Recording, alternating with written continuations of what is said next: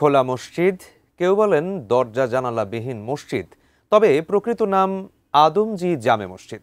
৯০ বছরের পুরাতন মসজিদটি নারায়ণগঞ্জ সদর উপজেলার আদমজী সোনা মিয়া বাজারের বিহারি ক্যাম্পে অবস্থিত। কালের সাক্ষী ঐতিহাসিক মসজিদটিতে নামাজ আদায় করতে এবং নির্মাণ শৈলী দেখতে দূর দূরান্ত থেকে আসেন ধর্মপ্রাণ মানুষ। নারায়ণগঞ্জ প্রতিনিধি হাসান মজুমদার বাবলুর পাঠানো তথ্য এবং ছবি নিয়ে আরও বিস্তারিত থাকছে ডেস্ক রিপোর্টে।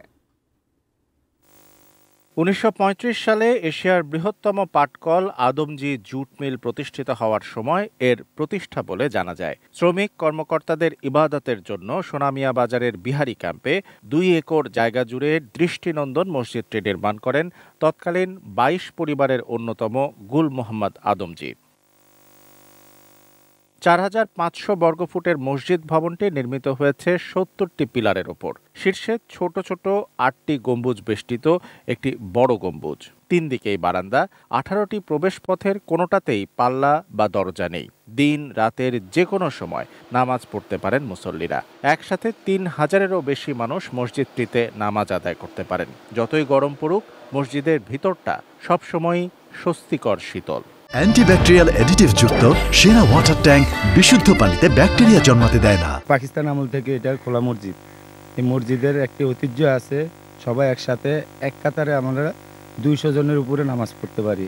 ২০০২ সালের ৩০ জুন মিল বন্ধ হয়ে যাওয়ার পর মসজিদের রক্ষণাবেক্ষণ খরচ নিয়ে বিপাকে পড়েন মুসল্লিরা। পরে হাল ধরেন এলাকাবাসী।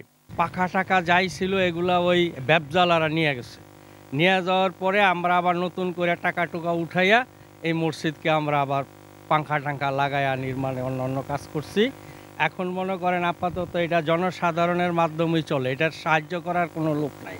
সরকারি ও বেসরকারি অনুদান না থাকায় এলাকার মুসল্লিদের সার্বিক সহযোগিতায় পরিচালিত হচ্ছে মসজিদটি। নারায়ণগঞ্জের ইতিহাসের অন্যতম নিদর্শন খোলা মসজিদের রক্ষণাবেক্ষণে সকলকে এগিয়ে আসার আহ্বান তাদের।